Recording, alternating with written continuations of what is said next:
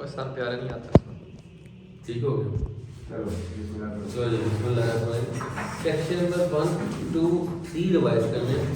सबसे पहले पेपर का जो मार्किंग ग्रिड है वो समझ लो। P1 के अंदर आपके पास क्वेश्चन आते हैं सेक्शन ए में 2 मार्क्स पे और 3 मार्क्स पे।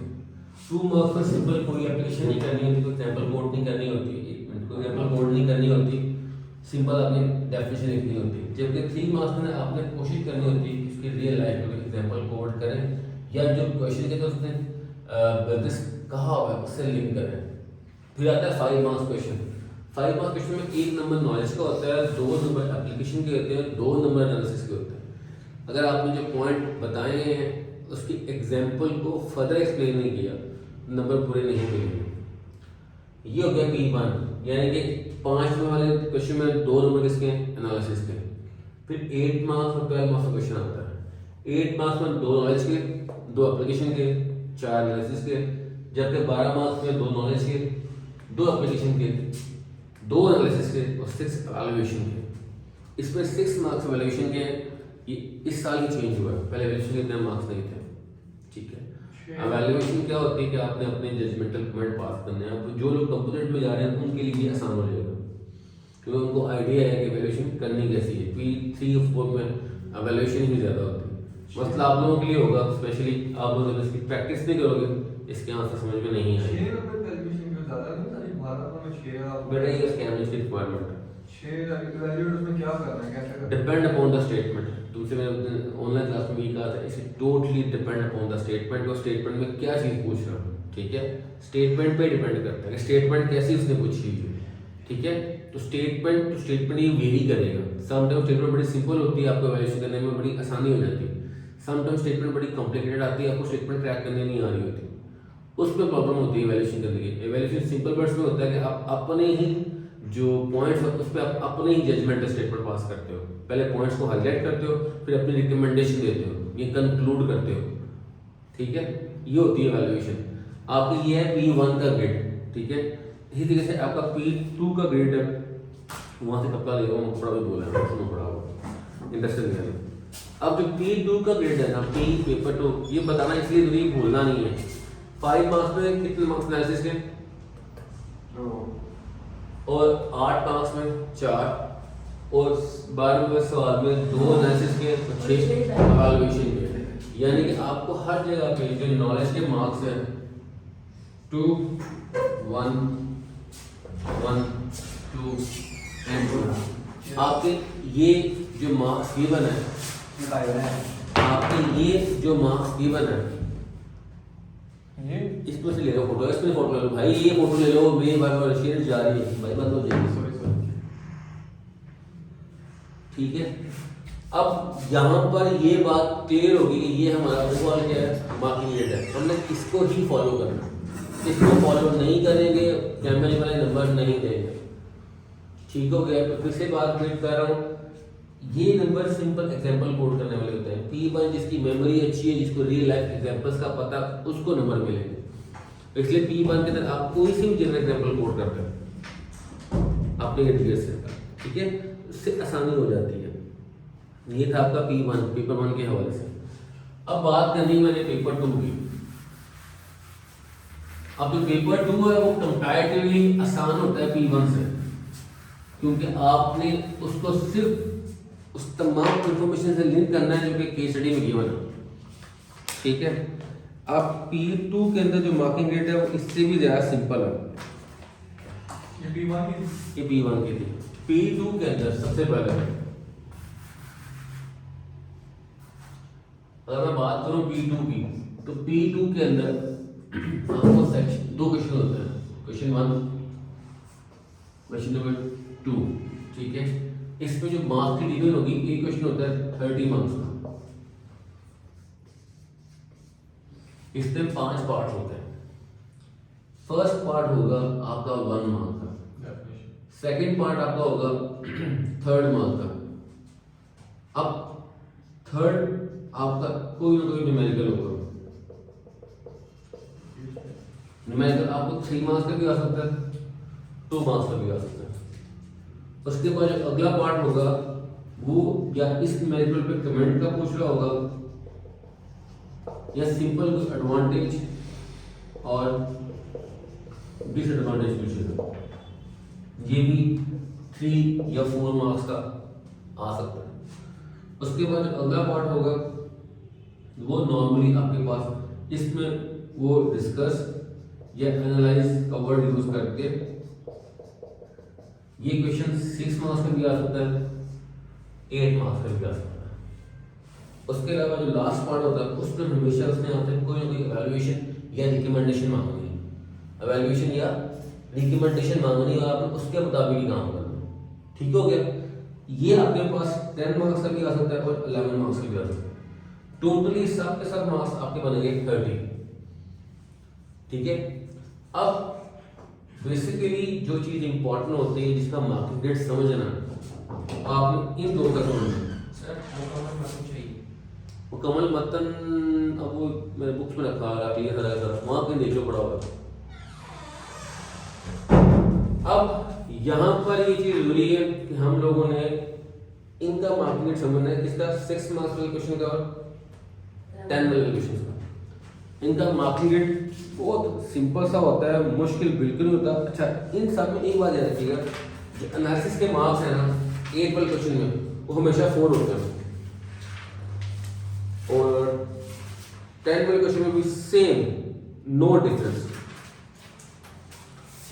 10 वाले क्वेश्चन में भी या 11 वाले क्वेश्चन में भी नो डिफरेंस, 2 2 6। यानी इस दफा उन्होंने मार्किंग ग्रेड बिल्कुल सेम कर दिया कि 8 मार्क्स के अंदर 2 मार्क्स नॉलेज के होंगे, 2 मार्क्स एप्लीकेशन के होंगे, 4 मार्क्स एनालिसिस के होंगे और 12 मार्क्स वाले क्वेश्चन में 2 नॉलेज के, 2 एप्लीकेशन के, 2 एनालिसिस के और 6 एवेल्युएशन के। और यही जो मार्किंग की है क्या नाम है डिस्ट्रीब्यूशन A2 में भी सेम रहेगी।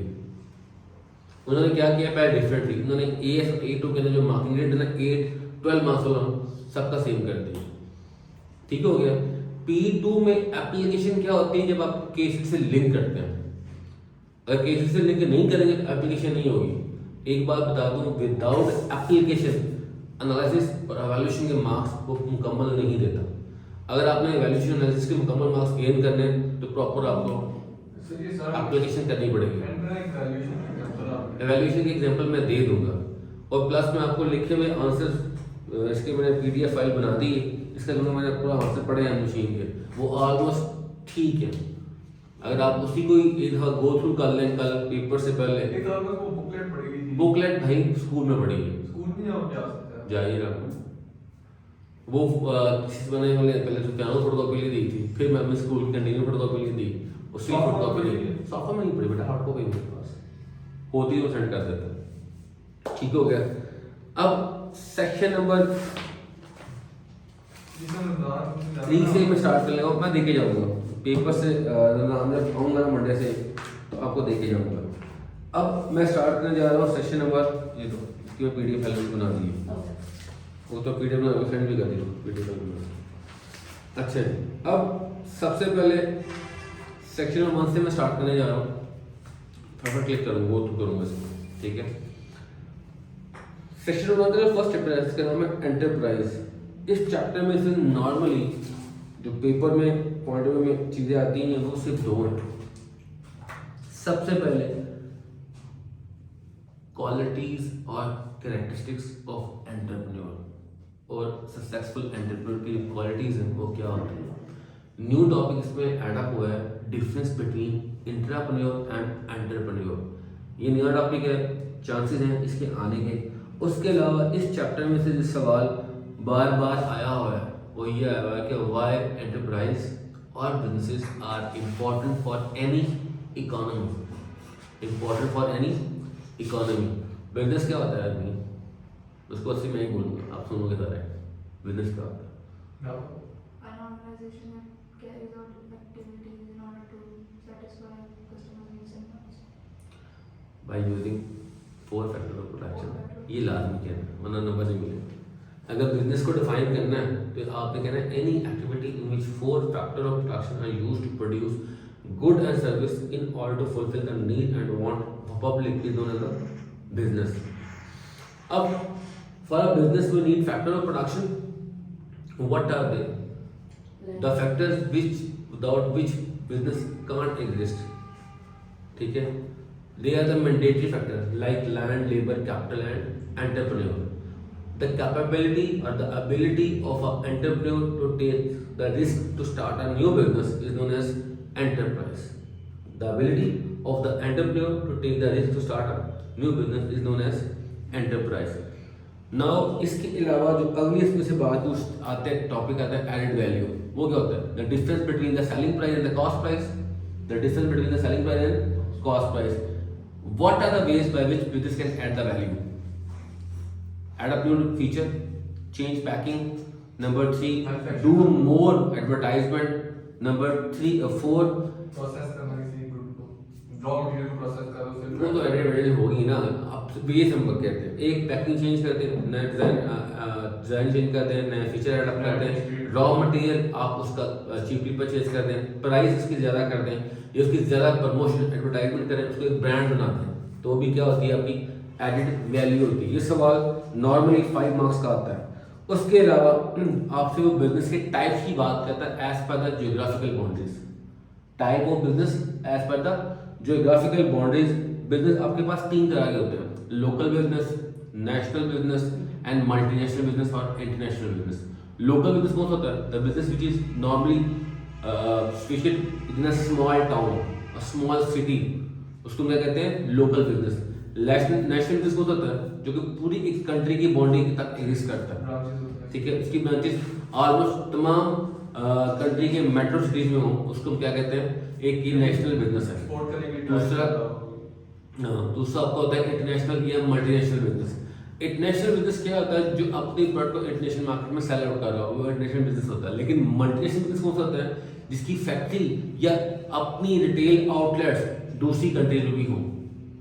वैसे तो इंटरनेशनल मार्केट में थ्रू एक्सपोर्ट एंटर हो सकते हैं और मल्टीनेशनल बिजनेस भी बन सकते हैं, लेकिन अगर हमें मल्टीनेशनल कंपनी बनना है, एमएनसी बनना है, इट इज मैंडेटरी कि आप लोगों की उस पर्टिकुलर कंट्री के अंदर, फॉर एग्जांपल अगर बिकनॉम स्कूल सिस्टम मल्टीनेशनल है, उसकी ब्रांचेस पाकिस्तान से बाहर है, जिसको वो खुद ओन करता है. मलेशिया में, यूके में, इंग्लैंड में, फिलीपींस में, दुबई में. ठीक है, बाहर आगे चलते हैं. उसके बाद आपसे ये कहते हैं कि जब आप ये बताएं कि एंटरप्रेन्योर कौन होता है. बेसिकली किसी भी कंपनी के अंदर कोई मैनेजर जिसके पास एंटरप्रेन्योर की कैपेबिलिटीज हो, वो रिस्क ले, न्यू आइडियाज प्रेजेंट करे. एंटरप्रेन्योर ऑनर होता है, एंटरप्रेन्योर एम्प्लॉय होता है. एक मिनट एंटर करना, बोलना ना. एंटरप्रेन्योर ऑनर होता है, एंटरप्रेन्योर एम्प्लॉय होता है. एंटरप्रेन्योर फैक्टर ऑफ प्रोडक्शन को ऑर्गेनाइज करता है और इकट्ठा लेके आता है, खुद से प्रोवाइड करता है, जबकि एंटरप्रेन्योर अवेलेबल सोर्सेज को यूटिलाइज करता है और क्रिएटिविटी इनोवेशन लेकर आता है. ठीक हो गया. लेकिन डिसीजन मेकिंग पावर यहाँ उसको टॉप मैनेजमेंट देती है एंटरप्रेन्योर को. उसके अलावा अगली बात आती है कि बिजनेस फेल क्यों होता है. जी, व्हाई बिजनेस फेल? ये बड़ा इंपॉर्टेंट क्वेश्चन है, बहुत दफा आ चुका है. पहली बात है बिजनेस फेल होने की 4 वजूहात है. नंबर 1 हम कहते हैं लैक ऑफ एक्सपीरियंस. जब भी कोई नया बिजनेस स्टार्ट होता है, उसको कंसर्न इंडस्ट्री का, कंसर्न मार्केट का कोई एक्सपीरियंस नहीं होता. ठीक है, जिसकी वजह से चांसेस ऑफ फेलियर बढ़ जाते हैं. Number 2 lack of finance. अगर जो बिजनेसमैन नया बिजनेस स्टार्ट किया है, तो नए बिजनेस को बैंक भी लोन देने से हेजिटेट करता है, क्योंकि उसकी कोई क्रेडिट हिस्ट्री नहीं होती, मार्केट में उसके बिजनेस स्टार्टअप नहीं हुए होते. इसलिए और हमें पता है कि कंपटीशन में सर्वाइव करने के लिए उनके पास रिजर्व्स होने चाहिए. तो जो रिजर्व नहीं मेंटेन कर पाता तो बिजनेस फ्लॉप हो जाता, वाइंड अप हो जाता. Number 3 lack of bookkeeping. Lack of bookkeeping क्या होता है? बिजनेस ने अपनी तमाम ट्रांजैक्शंस जो भी वो सेलिंग या बाइंग कर रहे हैं, किसी एम्प्लॉय को सैलरी दे रहा है, एडवर्टाइजमेंट कर रहा है, उस एक्सपेंस को रिकॉर्ड करना होता है.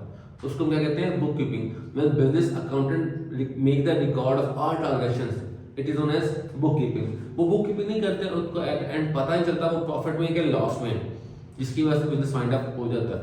Last one lack of managerial skills, lack of marketing skills, lack of, वो हमने पहले बात कर दी है, lack of different type of जो डिपार्टमेंट होते हैं उनकी स्किल्स की कमी होती है, जिसकी वजह से बिजनेस क्या हो जाता है? फ्लॉप हो जाता है.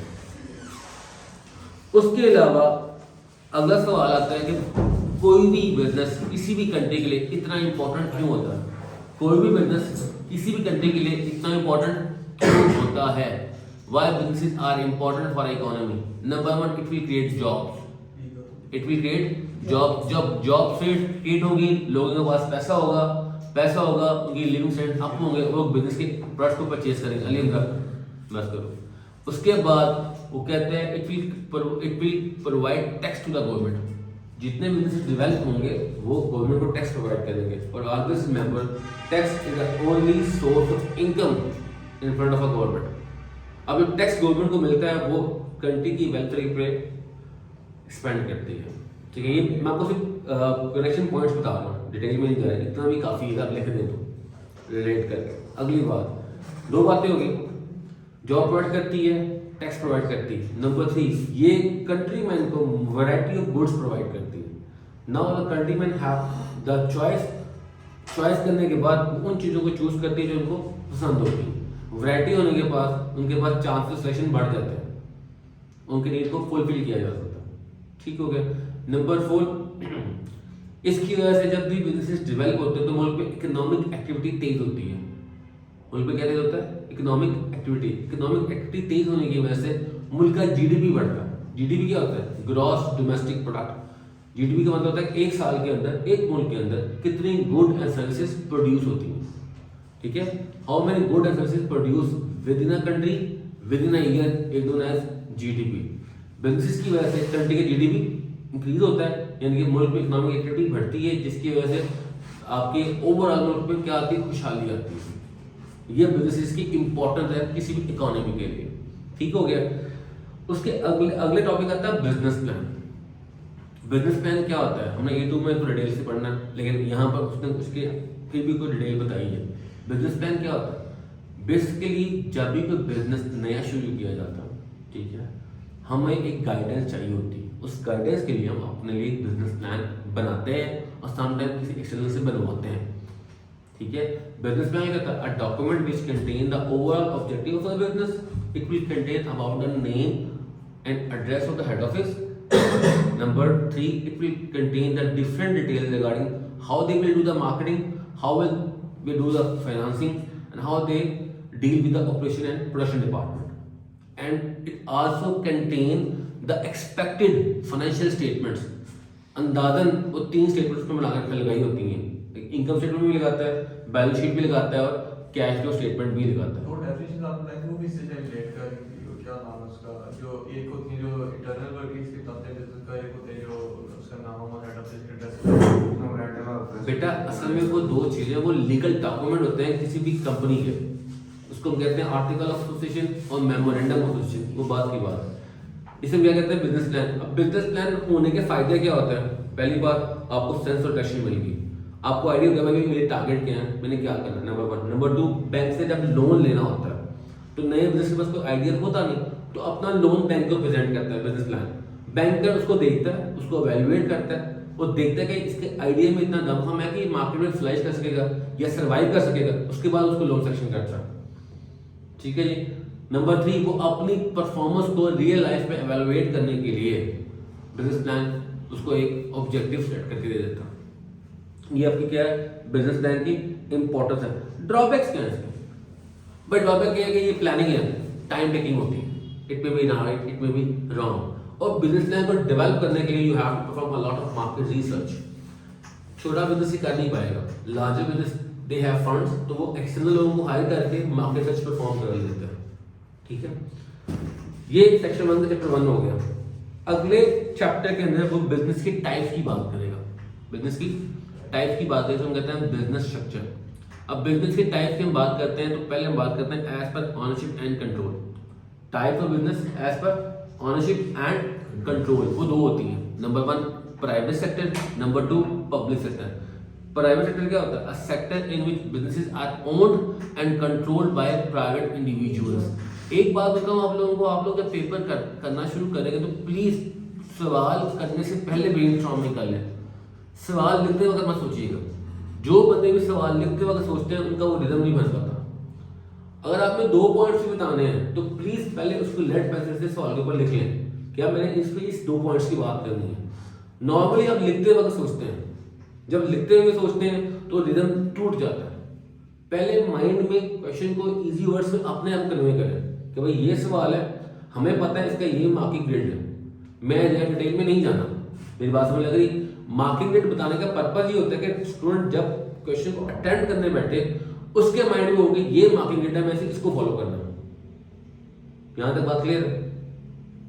अब एक होता है public sector, a sector in which businesses are owned and controlled by the government. अच्छा एक बात बताएं, एक होता है प्राइवेट सेक्टर, एक क्या हो गया पब्लिक सेक्टर।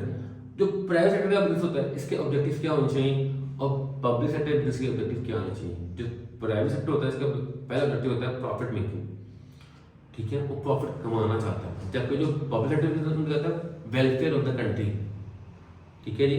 अब गवर्नमेंट का पैसा ज्यादा होता है, दे कैन एक्सपेंड क्विकली, जबकि प्राइवेट सेक्टर के पास पैसा कम होता है, उनको लोन लेना पड़ता है। बात समझ लग रही? ये अपनी प्राइस कम रखेंगे पब्लिक वाले, क्योंकि उनका ऑब्जेक्टिव क्या है वेलफेयर ऑफ द गवर्नमेंट, जबकि प्राइवेट सेक्टर में they can charge high price, क्योंकि उनका मकसद क्या है प्रॉफिट मैक्सिमाइजेशन करना, प्रॉफिट को बढ़ाना। अब प्राइवेट सेक्टर के अंदर बिजनेस के बेशुमार टाइप्स हैं।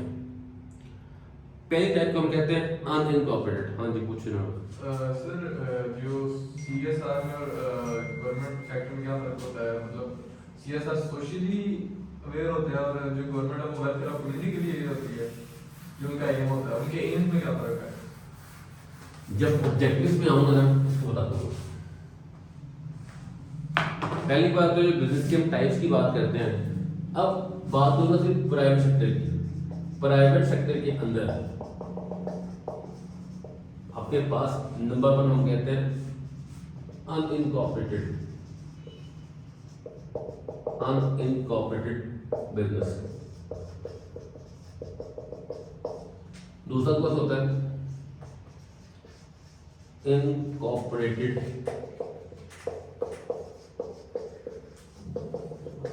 बिजनेस। जो अनइनकॉर्पोरेटेड होते हैं, 2 होते हैं। कौन कौन से? Number 1 soul trader, number 2 partnership. अब अनइनकॉर्पोरेटेड कौन से होते हैं? ऐसे बिजनेस जिसकी लायबिलिटी अनलिमिटेड हो और उनकी कोई लीगल एंटिटी ना हो। A business having no legal entity and unlimited liability, they are known as unincorporated business. They are sole trader and partnership. फिर रिपीट करता हूँ। The businesses having unlimited liability and no legal entity is known as unincorporated. They are sole trader and partnership. What is sole trader? A business which is run and owned by a single person. It is also known as one man show. और single handed business, perfume नहीं कहते हैं one man show, लेकिन इसको one man show भी हम कहते हैं। दूसरा था partnership, a business which is run and owned by more than 2 but less than 20, उसको क्या कहते हैं? पार्टनरशिप कहते हैं। अब यहाँ पर एक सवाल आता है कि पार्टनरशिप के कुछ बेनिफिट होते हैं, कुछ ड्रॉबैक होते हैं।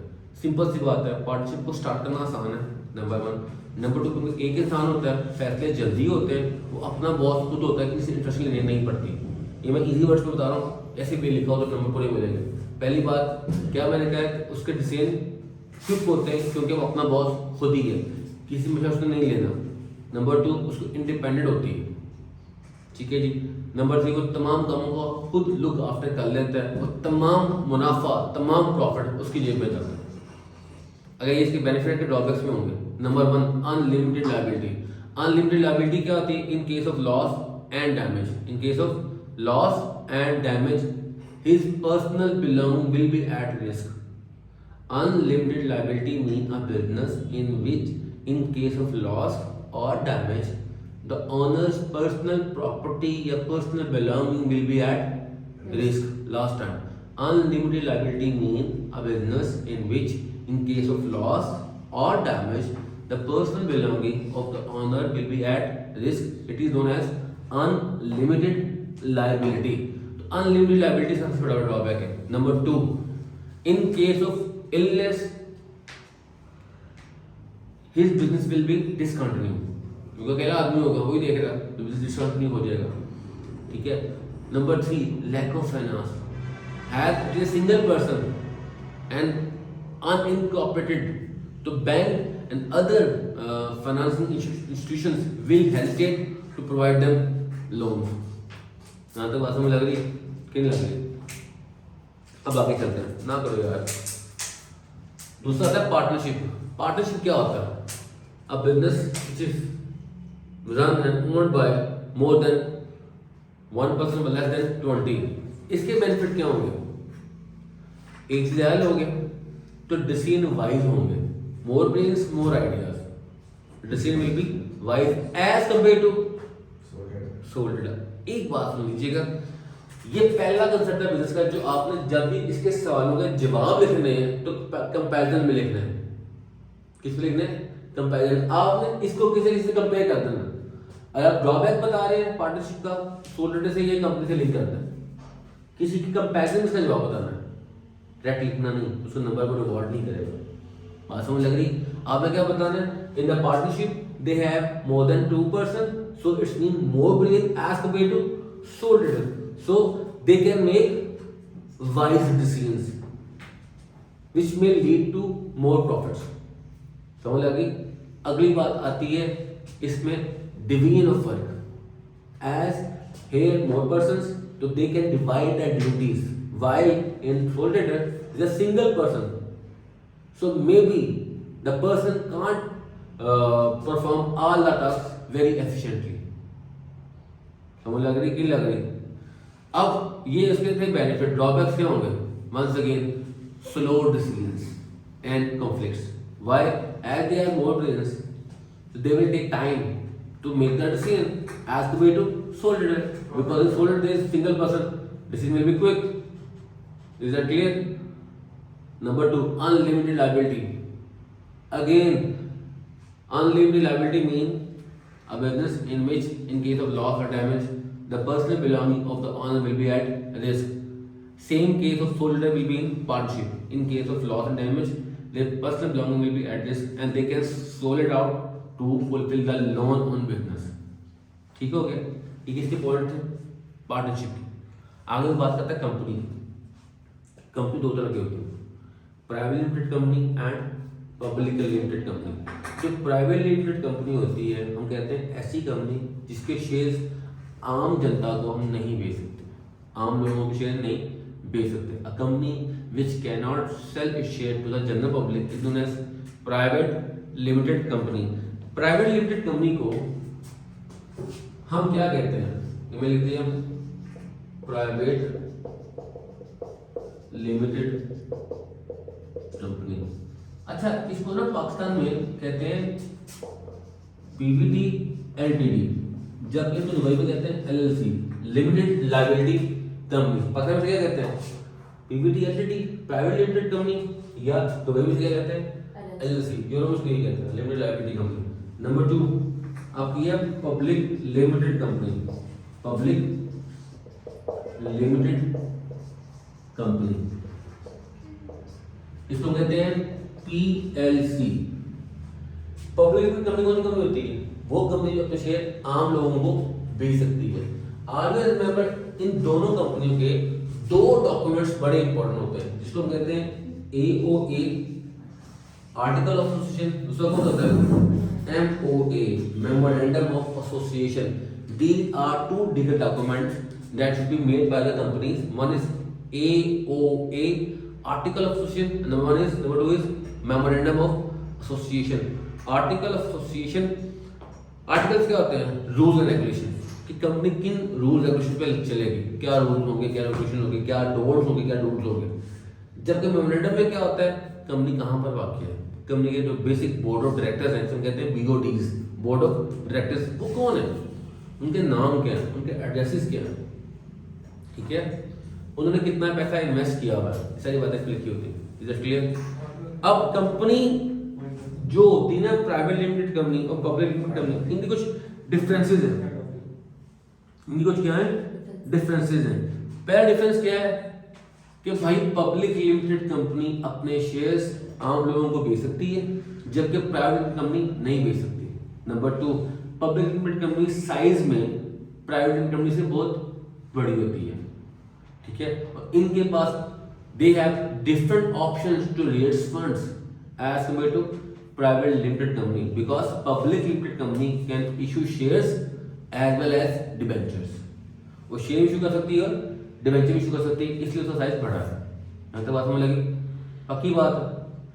अब उसके बाद ये भाई होगी, उसके बाद जब हमने इस बात को देख लिया, अब वो आगे आपसे कहता है यार ये इनका, इसको हम लीगल स्ट्रक्चर भी बोलते हैं। अब एक बात बताएं आप, बैंक किसको इजीली लोन देगा? इनको कि इनको? नीचे वाले को, बिकॉज इनकी ये क्या है, अनइनकॉर्पोरेटेड। इनको बैंक इजीली लोन प्रोवाइड कर लेगा, जबकि इनको लोन प्रोवाइड नहीं करेगा, हाई सेक्टर करेगा। लेकिन सोल ट्रेडर पार्ट में यहाँ भी लायबिलिटी, अगर इन केस ऑफ फेलियर उनकी प्रॉपर्टी सेल करके वो हो सकता है, रिकवर हो सकता है, लेकिन मेन कॉर्पोरेटेड में ऐसा नहीं हो सकता। बुनियादी तौर पे मेरे बेटा पब्लिक लिमिटेड कंपनी की आर्टिफिशियल पर्सन, अब अगर केस होगा तो कंपनी में केस होगा, ये क्या है? कंपनी में बैंक ऑलवेज रिमेंबर बैंक, क्योंकि इनकी लीगल एंटिटी नहीं है भाई मेरे। Legal entity is mandatory to get a loan, इनकी लीगल एंटिटी होती है। बात समझ लगी? लीगल एंटिटी में बैंक लोन देता, पर्सनल एसेट्स में नहीं हो, पर्सनल लोन होता, बिजनेस लोन नहीं होता। If they want business loan they have to get that well registered, ठीक है। बाहर आगे आपसे वो बात करता है, आप लोग ये बताएं कि बिजनेस कन्वर्ट कब करें एक दूसरे को। एक बिजनेस है, उस सोल ट्रेडर में पार्टनरशिप में कन्वर्ट होगा, उसके बेनिफिट भी है, ड्रॉबैक भी है, ठीक है। अब आगे रिमेंबर जो इसके ड्रॉबैक्स हैं वो इसके बेनिफिट्स हैं, जिसके ड्रॉबैक्स हैं उसके बेनिफिट्स हैं। तो आप इसको क्या करना है, इंटरचेंज करके लिख देना। उसके बाद इसका अगला चैप्टर है इसका, जिसका नाम है साइज ऑफ बिजनेस। इसका नाम क्या है? Size of business. अब आपको एक बात बताता हूँ, सेक्स पेपर के अंदर जो भी अभी हमने चैप्टर पढ़ा, बल्कि अभी नहीं, इसमें मैंने 2 टाइप पढ़ानी है प्राइवेट सेक्टर के अंदर। एक अगली टाइप आती है, फिर आगे जाते हैं। अगली टाइप का नाम है, जिसको हम बोलते हैं कोऑपरेटिव। कोऑपरेटिव क्या होता है अब बताओ, कोऑपरेटिव क्या होती है? कोऑपरेटिव जिसमें सब मेंबर्स होते हैं और एक दूसरे के वेलफेयर के लिए काम करते हैं। और जब अगर एक लोन तो एक कोऑपरेटिव जो बिजनेस है वो अपने सिर्फ मेंबर्स को लोन देगा, अगर उससे कोऑपरेटिव को कोई फायदा हो। पता है एक केस हुआ था स्टार्ट में, जब एक वो 7 लार्जेस्ट कंपनी डाउनफॉल हो गया था। अच्छा, cooperative is a form of business. Cooperative is a form of business, a association of employees which work for the mutual benefit. It may be consumer cooperative, it may be a producer cooperative. A association in which they will work for mutual benefit. In the cooperative, decision will be based on voting. ठीक है, ये दोनों mutual benefits के लिए काम करते हैं, ठीक है। इसको डिसीजन मेकिंग थ्रू वोटिंग होती है, और ये नॉर्मली कंज्यूमर कोऑपरेटिव भी हो सकती है और प्रोड्यूसर कोऑपरेटिव भी हो सकती है। सब लोग मिलके यहाँ पर ये कोऑपरेटिव में जितने मेंबर्स होते हैं उसके ऑनर्स भी होते हैं और उसके कस्टमर्स भी हो सकते हैं, ठीक है। ये होती है कोऑपरेटिव। उसके बाद सेकंड फॉर्म है जॉइंट वेंचर। जॉइंट वेंचर क्या होता है?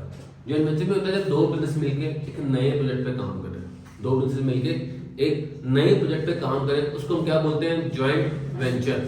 अब जॉइंट वेंचर क्यों किए जाते हैं? पहला सवाल तो ये, जॉइंट वेंचर इसलिए करते हैं, समटाइम हमारी फॉर एग्जाम्पल हमारी अकेडमी, गुजरात में एक अकेडमी साइंस बिजनेस वाला, उनकी बिजनेस में एक्सपर्टीज नहीं है, हमारी साइंस में एक्सपर्टीज नहीं है, हम दोनों मिलकर एक नई अकेडमी स्टार्ट करते हैं, ठीक है, जिनका टारगेट सिर्फ और सिर्फ कंप्यूटर स्टूडेंट्स हो गए होगा। सेगमेंट नया है, सेगमेंट क्या है?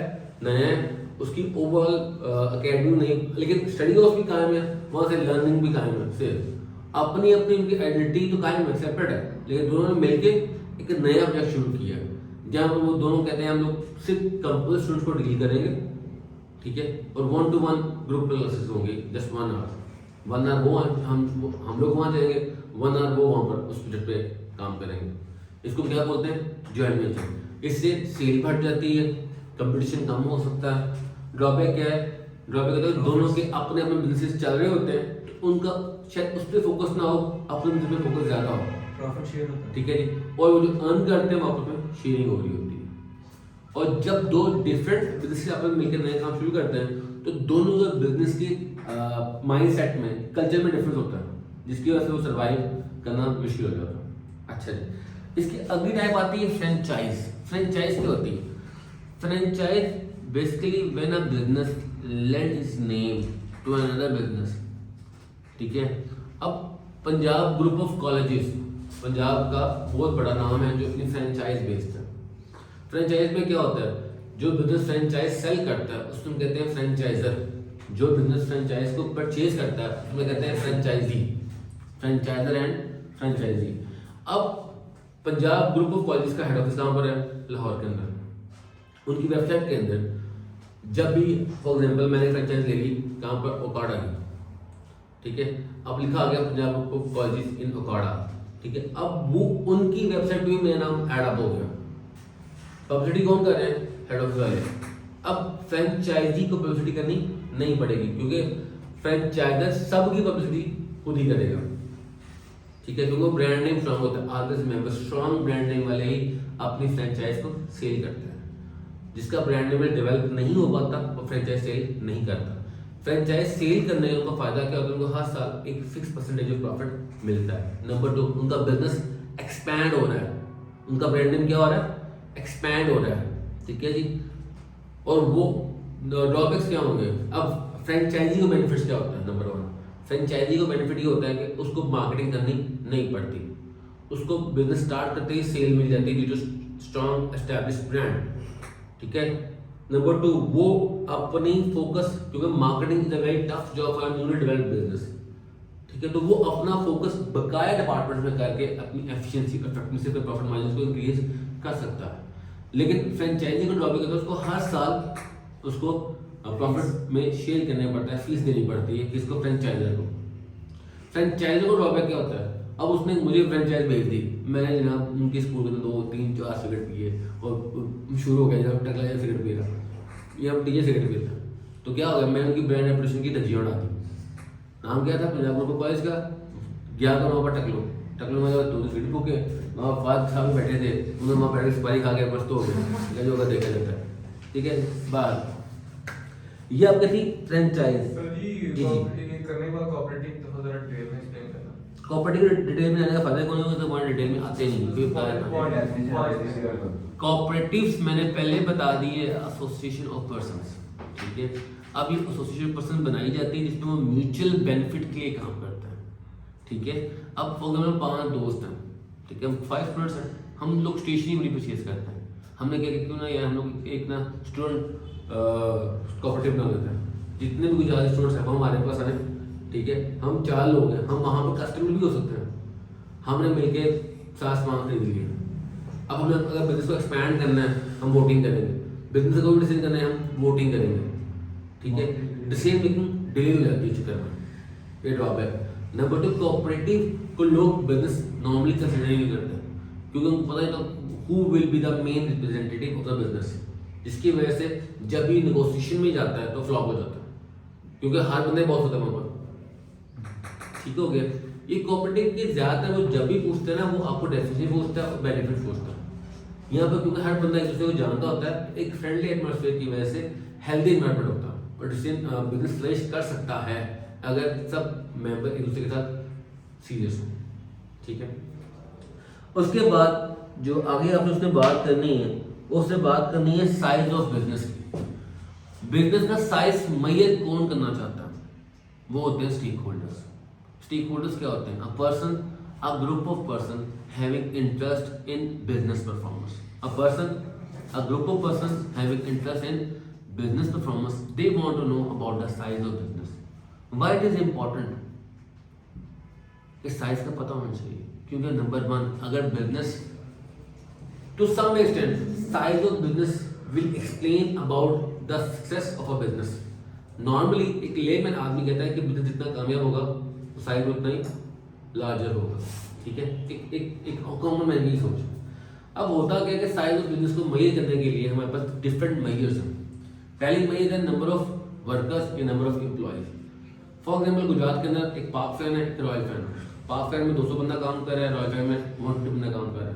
तो as per the number of employees Park Fan is larger as compared to the Royal Fan. May be इसका ड्रॉबैक क्या होता है रॉयल फैन के पास मशीन ज़्यादा हो, वर्कर्स कम, ठीक है जी। अच्छा जी, अगली बात तो आपसे कहते हैं कैपिटल एम्प्लॉयड, एक कारोबार कितना पैसा लग के शुरू हुआ, क्या इसको इजीली पता चल जाता है? शुरू हुआ कि रनिंग में भी ये होता है। नॉर्मली भी कहते हैं एक बिजनेस में कितना पैसा लगा होगा, उसकी वर्थ कितनी है, क्या बिजनेस की वर्थ को जानना आसान, बताएं क्या it is easy for a person to know the worth of a business? No, somewhere it is difficult because there are secrets of a business they will not easily share the public कि how much we have invested in our business. Number 3, then market share, उनके market में कितने customers हैं, उनके market में कितने customer हैं। हम जानते हैं मार्केट शेयर का फॉर्मूला होता है sales of a business divide by total sales of a market into 100%। Market share is equal to sales of a business divide by total sales of market into 100%। हमारे पास क्या आ जाएगा market share. जी जनाब भैया, जो ये market share होता है, ये प्रोडक्ट का कैलकुलेट होता है कि बिजनेस का कैलकुलेट होता है? वेरी करता है आप किस इंडस्ट्री के अंदर, नंबर 1। नंबर 2, ये प्रोडक्ट वाइज भी कैलकुलेट होता है। नंबर 3, ये कस्टमर वाइज भी कैलकुलेट होता है। और कुछ और जो लोग नेस्ले अपना कैलकुलेट करते हैं, वो प्रोडक्ट बटन, उसका प्रोडक्ट पोर्टफोलियो बहुत ज़्यादा है, उसकी बेवरेजेस भी हैं, उसका वाटर भी है, उसकी चॉकलेट्स भी हैं, ठीक है, बात समझ लगी। नॉर्मली वो अपने मार्केट सेगमेंट के लिहाज से ही मार्केट शेयर को कैलकुलेट करते हैं। बाद उसके बाद आता है मार्केट कैपिटलाइजेशन। ये टिपिकली पॉइंट है किसके लिए? पब्लिक लिमिटेड कंपनीज के लिए। जिस कंपनी के मार्केट में सबसे ज्यादा शेयर इशू हुए होंगे वो कंपनी साइज में उतनी ही लार्जर होगी, सिंपल वर्ड्स में, ठीक है। अब पहली बात तो ये यहाँ पर एक बात आती है, स्मॉल बिजनेसेस क्या होता है? स्मॉल बिजनेसेस क्या है? एक, नंबर 2 फैमिली बिजनेस कौन से होता है? ये सवाल सेकंड इंपॉर्टेंट क्वेश्चन है जो बहुत दफा आ चुका है। और तीसरा क्वेश्चन होता है, आप बताएं, अभी हमारी बात सुन लें, अगर मैं बिजनेस की टाइप की बात पहले मैंने की as per the geographical boundaries, local business, national business, multinational business, एक। फिर मैंने बात की type of businesses as per ownership and control, वो क्या था? Private sector and public sector. अब हम बात कर रहे हैं types of business as per objective. Objective क्या होता है? Any goal, aim, target set by a business to achieve, that is known as objectives. अब ऑब्जेक्टिव के लिहाज से बिजनेस की 2 टाइप होती हैं, एक होता है ट्रेडिशनल एंटरप्राइज या बिजनेस, दूसरा होता है सोशल एंटरप्राइज या सोशल बिजनेस, ठीक है। जो ट्रेडिशनल बिजनेस होता है उसका पर्पस क्या होता है? Profit maximisation. क्या पर्पस होता है? Profit maximization. तो इसके लिए इट इज नॉट मैंडेटरी कि वो सिर्फ मेरिट गुड प्रोवाइड करे, वो डी मेरिट गुड भी प्रोवाइड कर सकता है। मेरिट गुड कौन होता है? जो सोसाइटी के लिए हार्मफुल हो ना हो। मेरिट गुड कौन होता है? सोसाइटी के लिए हार्मफुल ना हो। डी मेरिट गुड कौन होता है? सोसाइटी के लिए क्या हो? हार्मफुल हो, लाइक सिगरेट्स, वेप, अल्कोहल, ये क्या है? They are the demerit goods. Even fast food उसमें आ जाती है तो उसकी वजह से काफी कुछ हो गया, ठीक है। ये क्या है? Demerit good to some extent. अब अगर ये बताएं डी मेरिट गुड, पाकिस्तान के अंदर सिगरेट बनाना हराम नहीं है, अल्कोहल बनाना हराम, तो उसके लिए गवर्नमेंट से लाइसेंस लेना पड़ता है। अभी इसलिए मैं इस्लामिक शरिया की बात नहीं कर रहा, वो अलग, तो वो तो क्योंकि हर हमारे पाकिस्तान में 2 ही ब्यूरी हैं, कराची में एक मरी में, ठीक है, जहाँ पर क्योंकि ये गोरों के ज़माने की बनी हुई है, जो ज़्यादातर बहुत कम क्वान्टिटी में चीज़ें ज़्यादा वहाँ से एक्सपोर्ट ही होती हैं। अपीयरेंटली ये मेडिकल के लिए होती है। अब एक बात बता दें मुझे आप लोग, सोशल एंटरप्राइज, दूसरा कौन सा था? Traditional enterprise.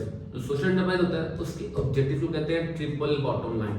The objective of social enterprise known as triple bottom line. They are environmental, they are social, they are economical. इसको बोलते हैं ESE। क्या बोलते हैं? ESE या ट्रिपल P। ESE और triple P, profit, planet, people. Profit, planet and people. इस बाल इसको पे लिंक करते हो। अगली बात आती है जो आपके ट्रेडिशनल बिजनेस है, जो आपके ट्रेडिशनल बिजनेस उनका पर्पस क्या होता है? Profit maximization. वो ये नहीं देखते कि जो हम गुड बना रहे हैं उसका सोसाइटी पे हार्मफुल इफेक्ट क्या है। वो ऐसे प्रोडक्शन मेथड भी यूज कर सकते हैं जिसकी वजह से सोसाइटी में पोल्यूशन क्रिएट हो। वो सिगरेट्स भी बना सकते हैं, वो अल्कोहल भी बना सकते हैं, मगर एक सोशल एंटरप्राइज कभी कोई ऐसी प्रोडक्ट नहीं बनाएगा सोसाइटी के लिए हार्मफुल हो। नंबर 2, वो कोई ऐसा प्रोडक्शन मेथड इस्तेमाल नहीं करेगा जो सोसाइटी को डैमेज करे। नंबर 3, वो ऐसा कोई भी ऑपरेशन परफॉर्म नहीं करेगा जिसकी वजह से सोसाइटी में कोई हरासमेंट, कोई कम्युनिटी डिस्टर्बेंस क्रिएट हो। ठीक हो गया, ये सोशल एंटरप्राइज होती है। इनका पर्पस प्रॉफिट अर्निंग होता है, लेकिन वो प्रॉफिट को री इन्वेस्ट कर देते हैं। जबकि ट्रेडिशनल बिजनेस में, आम बिजनेस में जो प्रॉफिट अर्न करते हैं अपने घर ले जाते हैं। सोशल एंटरप्राइज का पर्पस क्या होता है? Social welfare. जबकि ट्रेडिशनल बिजनेस क्या होता है? Profit maximization. दोनों ही जॉब प्रोवाइड करते हैं, दोनों ही प्रोडक्ट्स प्रोवाइड करते हैं, दोनों ही टैक्स दे रहे हैं, मगर जो ट्रेडिशनल बिजनेस है इको फ्रेंडली नहीं है। सोशल बिजनेस क्या होता है? इको फ्रेंडली होता है। ये बेसिक पॉइंट है, माइंड रखिएगा। What are the people bottom line? They are the objective of social enterprise. They are environmental, social and economical. Environmental means they will never ever involve in such activity which create pollution. Number 2, they want to earn the profit. That is the economical. Social, yes, they have to provide a job. They have to do such activities which can fulfill the need and want for the public, means they have to provide any good or service. यहाँ तक बात clear है। अब वो बात करता है family business की। फैमिली बिजनेस क्या होता है? नॉर्मली हम कहते हैं जो एक लंबे अरसे से एक ही फैमिली में उस बिजनेस की ऑनरशिप चल रही हो, from number of years, from lot of time period, the ownership of business, ठीक है, वो एक ही जनता में, एक ही खानदान में चल रही हो। जैसे इसने वो बोला है मल्टी जनरेशन से वो एक ही बिजनेस को ऑन या कंट्रोल या सुपरवाइज कर रहा हो, उसको क्या बोलते हैं? Family business. पाफन क्या है? Family business. सुपरेशिया क्या है? Family business. ठीक है, जो जनरल मेन लार्ज नाम बता रहा हूँ। सुपरेशिया भी क्या है? एक फैमिली बिजनेस है ना। फैमिली के मेंबर्स, चाचे में बताए, दादा को स्टार्ट किया, चाचू भी हैं, वो भी सारे के हैं। नॉर्मली गुजरात में आपको बड़े फैमिली बिजनेस मिल जाए, लग गया एक दूसरे लोग मिलना पसंद नहीं करते, लेकिन होते हैं उनके बिजनेस कंबाइन है, उसको हम क्या बोलते हैं? Family business. अब फैमिली बिजनेस का बेसिक बेनिफिट क्या होता है जी? अभी कुछ बड़ा इंपॉर्टेंट है कि फैमिली बिजनेस के बेनिफिट बताएं और फैमिली बिजनेस के ड्रॉबैक्स बताएं। कॉन्फ्लिक्ट नहीं होता है। That's the डेली family में profit. Daily event of ownership नहीं होती। In case of death of the CEO, Chief Executive Officer, who will be the boss? Continuity of existence. नहीं, अच्छा, क्योंकि जब एक खानदान में होते हैं तो एक ये प्रॉब्लम आती है, who will be the boss, who will be the successor, who will be the main representative of the that particular business. Number 1. Number 2, क्योंकि वो एक ही बिजनेस में काम कर रहे होते हैं, एक ही बिजनेस में काम कर रहे होते हैं, जिसकी वजह से उनके लिंक्स और इंटरेस्ट कॉमन होते हैं, तो वो they can share their ideas easily. ठीक है, they can excel quickly. Element of trust होता है, डिस्ट्रस्ट नहीं होता। ठीक है, तो चांसेस ऑफ सक्सेस ज्यादा होते हैं फैमिली बिजनेस में। ड्रॉबैक होता है कि जो होता है who will be the boss in case of the death और इलनेस। एक number 2, jealousy factor. Number 3, sometime it is difficult to control your family member hardly and harshly, क्योंकि उससे फिर आपकी रिलेशनशिप खराब हो सकती है। उसके बाद आता है स्मॉल बिजनेस। एक सवाल पेपर आता है कि एक स्मॉल बिजनेस स्मॉल रहना क्यों चाहता है? Why small business want to be or stay to be small? पहली बात तो ये, वो उसका अपना मकसद होता है कि वो बड़ा होना नहीं चाहता, own objective. Number 2, market size, जिस मार्केट में वो ऑपरेट कर रहा है वो मार्केट साइज स्मॉल है, इसकी वजह से वो लार्ज नहीं होता। ठीक है। नंबर 3, टैक्स से बचने के लिए, या हम वो कहते हैं a larger business is difficult to handle. Maybe the person lack of coordination or they don't want to be expand. That's why it is good to be stay small. Small businesses की importance क्या है? वही business की important है, वो job create करेंगे, और larger business को रॉ मटेरियल के सपोर्ट करेंगे, और वो उसके अलावा वो टैक्स में भी कंट्रीब्यूट करेंगे। Is that clear? अब अगली मैंने बात करनी है that is the stakeholder and objective. क्या पहले का तो मैं पहला बड़ा लंबा है बेटा, तुम्हें थोड़ा कोई बात नहीं कह रही है। अच्छा एक बात बताएं, अब एक बात बतानी है आप लोगों ने स्टेक होल्डर्स की। Stakeholders a person, a group of persons who are ready, a person, group of person who take interest in business performance. A person, a group of person who take interest in business performance, they are known as stakeholders. उनको हम क्या कहते हैं? Stake holder कहते हैं। अब stake holders का interest क्या होता है? पहली बात, आपके ऑनर्स, आपके वर्कर्स, ये हैं direct stakeholders and internal stakeholders. Direct stakeholders and internal stakeholders. आपके कस्टमर्स हैं वो भी डायरेक्ट स्टेक होल्डर है, क्योंकि वो डायरेक्टली आपसे परचेजिंग कर रहे हैं, लेकिन एक्सटर्नल है, बिजनेस के अंदर नहीं है। आपके वेंडर्स, सप्लायर्स डायरेक्टली आपको रॉ मटेरियल प्रोवाइड कर रहे हैं, वो भी आपके डायरेक्ट स्टेक होल्डर है, मगर क्या है? एक्सटर्नल। गवर्नमेंट है, वो सिर्फ आपसे टैक्स लेती है, ठीक है, तो वो भी आपको डायरेक्ट में डाल सकते हैं, मसला नहीं, वो टैक्स ले रहा होता है, लेकिन वो आपको एक्सटर्नल है, ठीक है।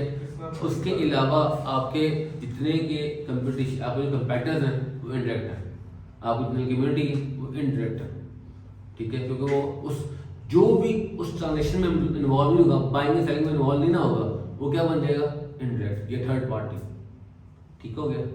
अब दो बातें होती हैं, एक होता है वर्ड रोल का, स्टेक होल्डर्स के रोल्स क्या होते हैं, नंबर 1, स्टेक होल्डर्स के राइट्स क्या होते हैं, नंबर 2, स्टेक होल्डर्स की ड्यूटीज क्या हैं। रोल्स एंड ड्यूटीज सेम होता है, ठीक है, रोल एंड ड्यूटी क्या होता है? सेम होता है। स्टेक होल्डर हूँ मैं, ऑनर हूँ, I am the owner of this academy, मेरा ड्यूटी क्या है, मेरा रोल क्या है? मेरी ड्यूटी है कि मैं इन्वेस्टमेंट करूँ, मैं क्या करूँ? इन्वेस्टमेंट करूँ, ये मेरी क्या होगी? ड्यूटी। अब इस बिजनेस की तरफ मेरा राइट क्या है? इस बिजनेस से मुझे क्या मिले? मुनाफा मिले, एक बात। नंबर 2, ये हमारा एम्प्लॉय है, ठीक है, इसका रोल ड्यूटी क्या है कि वहाँ पर अपनी जो उसके टास्क हैं, जो ऑब्जेक्टिव्स हैं, उसको एफिशिएंटली, इफेक्टिवली परफॉर्म करें। इसका राइट क्या है? Good salary, good working condition, good promotions, समझ लगे? सैलरी, आपके जो वेंडर्स हैं उनका रोल क्या है कि आपको टाइमली डिलीवरी करें, क्वालिटी प्रोडक्ट्स दें। उनका राइट क्या है? उनको टाइम पेमेंट मिले। जो एक्शन परफॉर्म कर रहे हैं वो उनकी ड्यूटी है, रोल है, और जो उसकी बिजनेस से डिमांड करते हैं वो उसका क्या है? राइट है। बात समझ रही है? बात साहब, मतलब को नहीं। जब भी स्टेक होल्डर्स की कॉन्फ्लिक्ट्स यानी कि राइट्स आपस में कोलाइड करते हैं, बिजनेस चाहता है अपने प्रॉफिट को मैक्सिमाइज करना, एम्प्लॉय क्या चाहता है? अपनी सैलरी को ज्यादा करना। अगर सैलरी को इंक्रीज करेंगे तो बिजनेस का प्रॉफिट कम हो जाएगा, ऑनर सीखेगा। यहाँ पर क्या हो गया? कॉन्फ्लिक्ट आ गया। एक बात, बिजनेस में चाह रही है कैश फ्लो प्रॉब्लम्स, क्या चाह रही है? कैश प्रॉब्लम्स चाह रही है। इसके लिए बिजनेस ने अपने वेंडर्स से टाइम मांग लिया, जबकि vendors are asking for timely payment. Conflict आ गया। गवर्नमेंट चाहती है टैक्स कलेक्ट करना, हमने कर दी विंडो ड्रेसिंग, अपनी अकाउंट स्टेटमेंट में क्या कर दिया? मैनिपुलेट कर दिया, प्रॉफिट कम शो कर दिया, एक्सपेंस ज्यादा शो कर दिया, अगेन कॉन्फ्लिक्ट आ गया। बात समझ लग रही? पेपर में वो कहता है बताइए स्टेक होल्डर्स क्या होते हैं और स्टेक होल्डर कॉन्फ्लिक्ट्स क्या होते हैं। सर ये तो नहीं पूछ सकते रोल्स वगैरह क्या होते हैं? रोल्स एंड राइट्स सिंपल सी बात है, नॉर्मली नहीं आता, लेकिन आपको कैसे पता होना चाहिए ऑनर के राइट, रोल्स क्या है, एम्प्लॉयर रोल क्या है, बैंकर रोल ये कि बिजनेस को रोल प्रोवाइड करे, बिजनेस को फाइनेंशियल गाइडेंस प्रोवाइड करे, और राइट क्या है? उसको ट्रस्ट मिले, टाइमली रीपेमेंट मिले। इसको प्रूडेंस कांसेप्ट कहते हैं ना, एक्सपेंसेस ज्यादा। ये समोसा से पूछो, प्रूडेंस समोसा से पूछो, मैं प्रूडेंस को वैसे बिलीव नहीं करता। अच्छा जी, एक बात बताएं, I want to grow, business grow करना चाहता हूँ, वो तुम बेटा किया करो, तुम्हें तो काफी रोज ग्रो होता बेटा दिमागी तौर पे, फिर तो आज चोशी साथ लेके नहीं आए। हाँ, तुम्हें नरिशमेंट जरूरत नहीं बेटा, तुम्हें पनिशमेंट जरूरत है, ठीक है। अच्छा एक बात बताएं अगली, वो ये बताइएगा, I am saying about the business growth. What is the business growth mean? It's mean to expand the business. You have business want to increase its size. For that purpose, there are two type of growth. One is known as internal growth, other is known as external growth. Internal growth is also known as organic growth, while external growth is also known as inorganic growth. Define internal growth. Internal growth means when business grows from inside without joining hand with other businesses. Branches. Simple word, when business grows from inside without joining hands with other businesses, it is known as internal growth or external growth. In the internal growth, business will open its own branches, its own retail outlets, Launch new products. or launch new product, Enter new market. enter in the new market. There are different ways. While in the external growth, business grows from outside and they will join hand with other businesses. They are takeovers Or mergers. and mergers. They are takeovers, mergers, strategic alliance. Mergers, takeovers and strategic alliance. Mergers क्या होते हैं? Mergers क्या होता है? जब two business join together and make one. उसको क्या बोलते हैं? Merger बोलते हैं, integration बोलते हैं. Takeover या acquisition क्या होता है? When a small business will be purchased by a larger business, that is known as takeover or acquisition. What is strategic alliance? For specific purposes, business join together. For specific purposes of a specific time period, business join together. That is known as strategic alliance. ठीक हो गया. अब जो आपकी thank you so much बात इसको bye thank you Water. Word for you अरे टीट है मतलब बहुत टीट है. मैं 3 का गिनूंगा रील दो जब मैं वहाँ आ गया ना तो बहुत बुरा लगा.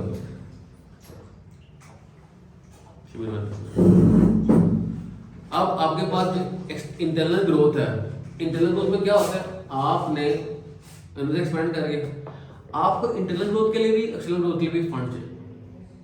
हम एक्सपेंड कब करेंगे?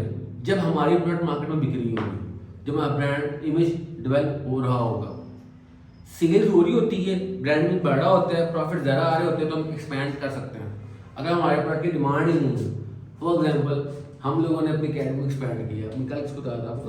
हमने अपनी कैटेगरी एक्सपैंड किया. हमने पहले ये फ्लैट लिया, फिर हमने ये वाला फ्लैट लिया, इस साल हमने ये वाला फ्लैट भी लिया. ठीक है, जो ही सितंबर में लोग आए, ठीक है, प्लान था कि हम लोग ने यहाँ पर डिफरेंट प्रोग्राम को लॉन्च करेंगे. Unfortunately September, October, November, December we have very few customers.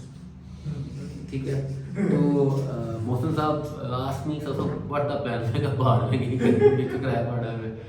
Lack of finance की वजह से हम एक्सपेंशन सक्सेस नहीं कर पाए. फिर प्लान बना के हम लोग गुजरात में अपनी एकेडमी को करते हैं. मैं 2 टीचर से बात की कि यार आप लोग सिर्फ बिजनेस पढ़ा रहे हो, साइंसेस नहीं, सिर्फ बिजनेस पढ़ा रहे हो, तो अब हम आपको अपना ब्रांड नेम दे देते हैं. हम गुजरात में काफ़ी डेवलप है, लोग हमें जानते हैं. दोस्त ने कहा अच्छा ठीक है, तो आधी इन्वेस्टमेंट आपकी. मैं कहा बेटा मैंने पार्टनरशिप नहीं करनी, I am only offering the franchise. आप हमें अपने प्रॉफिट में से 2% 3% में दे दीजिएगा, बाकी जो हम लोग नोट्स बनाएंगे, जो हम हैंड्स बनाएंगे, वो बनाएंगे, वो हमको भिजवा दिया करेंगे. ठीक है, बहर ये हमने बिजनेस एक्सपेंशन के प्लान किए. अब ब्रांड नेम तो डेवलप था लेकिन मार्केट साइज स्मॉल था. ब्रांड नेम डेवलप था मगर मार्केट साइज स्मॉल था. हम एक्सपेंशन नहीं कर पाए. मेरी बात समझ लगी? जब मार्केट साइज ही नहीं होगा, अब मैं नीश मार्केट में हूँ, मैं मार्केटिंग कर रहा हूँ, वही कह रहा हूँ.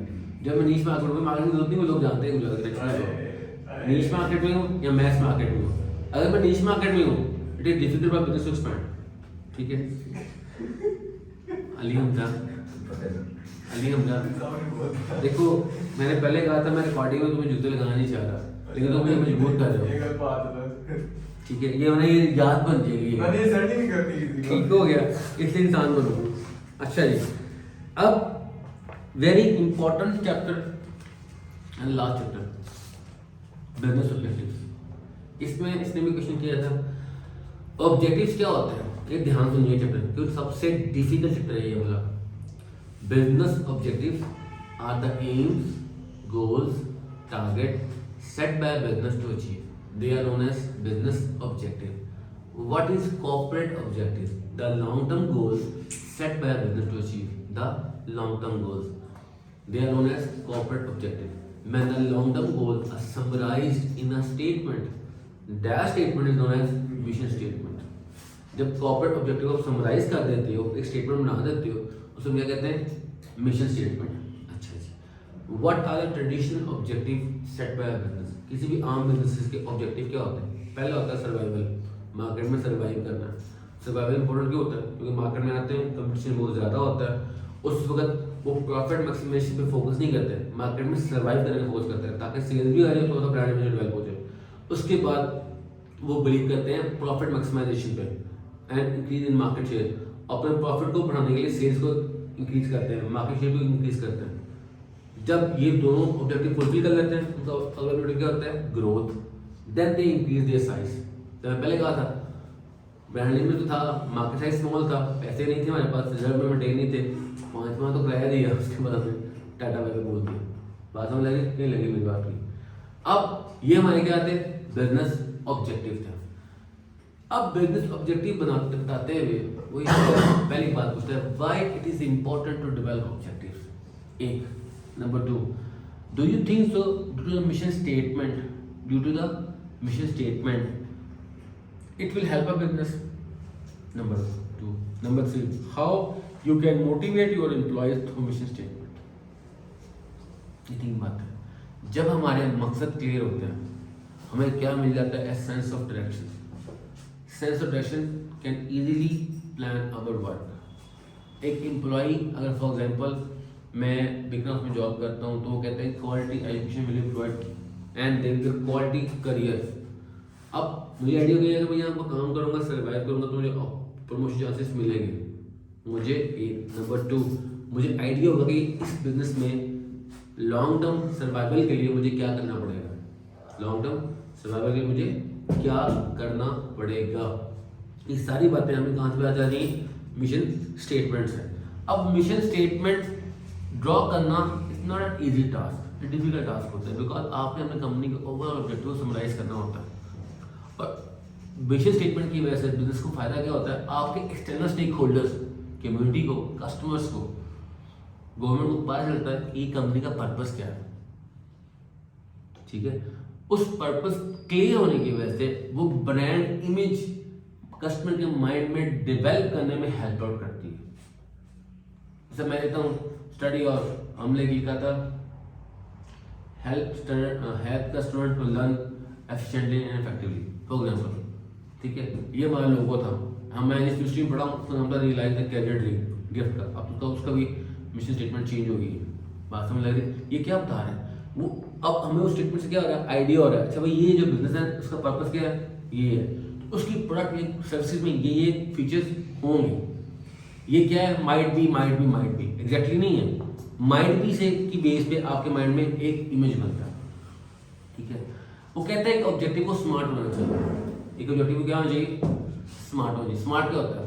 Specific, measurable, achievable, realistic and time.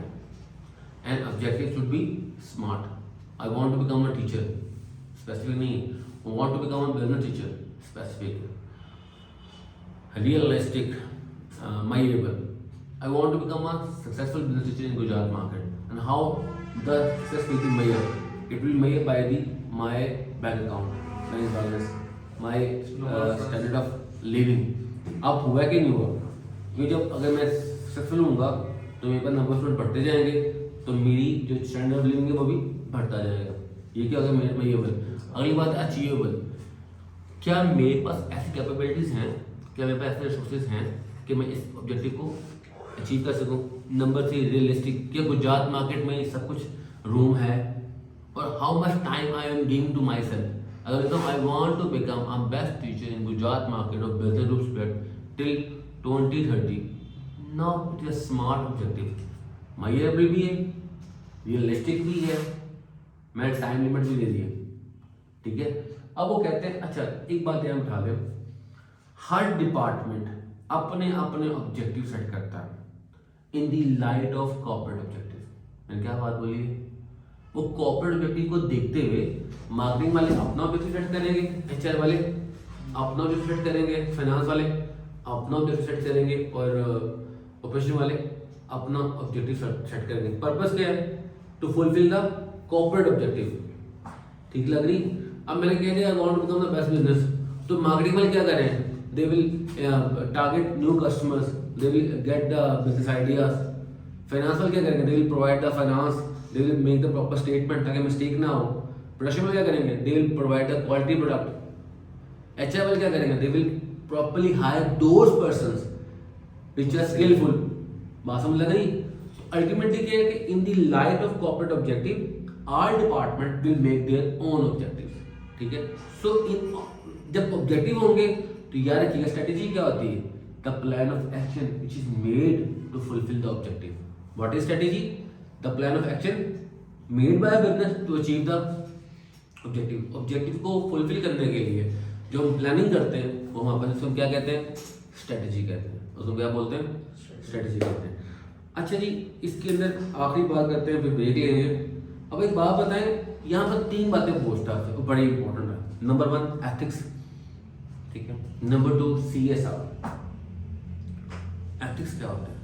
हम कहते हैं moral code of conduct of the society which explain what is right and what is wrong. It is not debate about legal or illegal. It is debate about what is right and what is wrong as per the norm of society. Ethics mean it is a moral code of conduct which explain what is right and what is wrong. बात समझ लग रही? ये लग रही। अब smoking is injurious to health.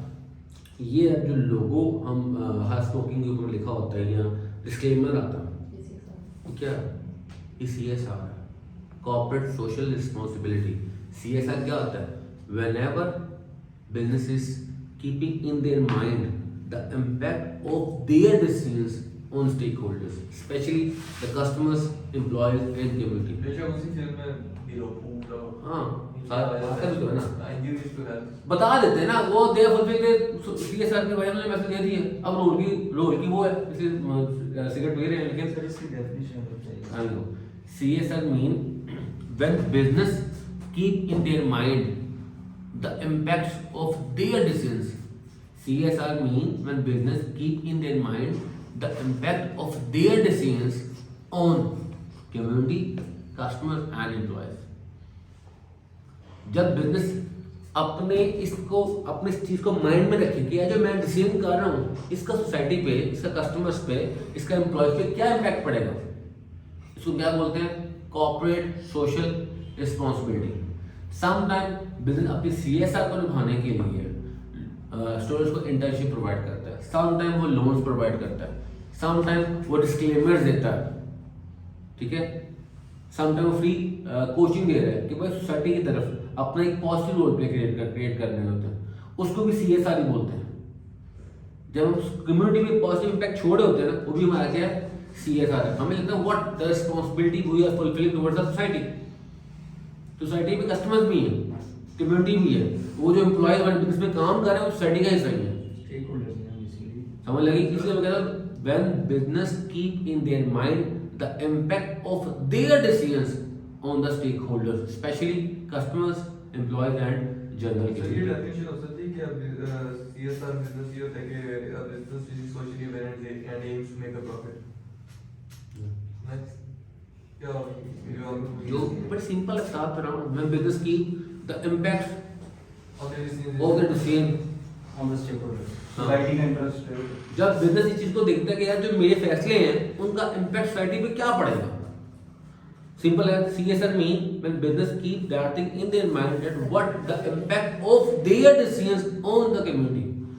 जब business इस बात को सोच ले कि उनके फैसलों का असर कम्युनिटी पे, कस्टमर्स पे, एम्प्लॉयज पे क्या पड़ेगा, तो वो क्या होता है, CSR। एथिक्स क्या होता है, वो मॉरल कोड ऑफ कंडक्ट जो ये बताए सही क्या है और गलत क्या है। ये डिबेट लीगल इलीगल की नहीं है, डिबेट राइट एंड रॉन्ग की है, ठीक हो गया। अब जब मैं बात करता हूँ सोशल एंटरप्राइज की, तो मार्केटिंग स्कीम में एथिक्स को, सोशल एंटरप्राइज को, CSR को पहले लिखा होता है। इसका मतलब सबके पास आपस में क्या मिलते हैं।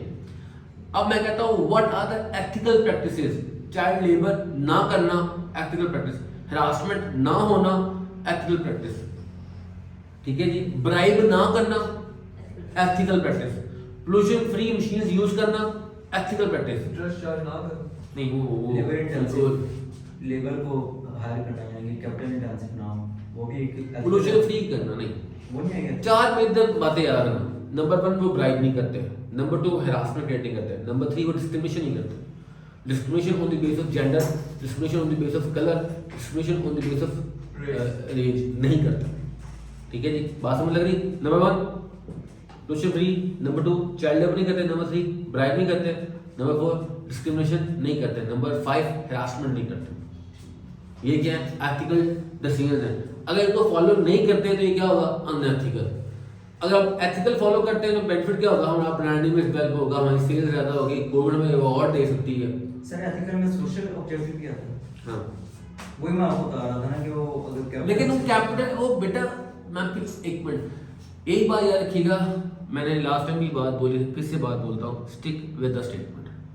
भाइयों, जो स्टेटमेंट हमने क्वेश्चन में पूछी होती है, जब तक आपको समझ नहीं आएगी वो हमसे क्या डिमांड कर रहा है, आप कभी भी सही आंसर लिख नहीं पाओगे। इसके लिए जरूरी है कि आप मल्टीपल क्वेश्चंस पढ़ो, ठीक है? हम जब रीडिंग करते हैं तो बुक में एक्टिविटीज होती हैं, 99% बच्चे एक्टिविटी पढ़ते ही नहीं, मतलब मटेरियल वालों हत्या जिसे एक्टिविटीज पढ़ी होती है उसको आइडिया हो जाता है, अच्छा भाई क्वेश्चन की स्टेटमेंट में ऐसे ही पूछ सकते हैं।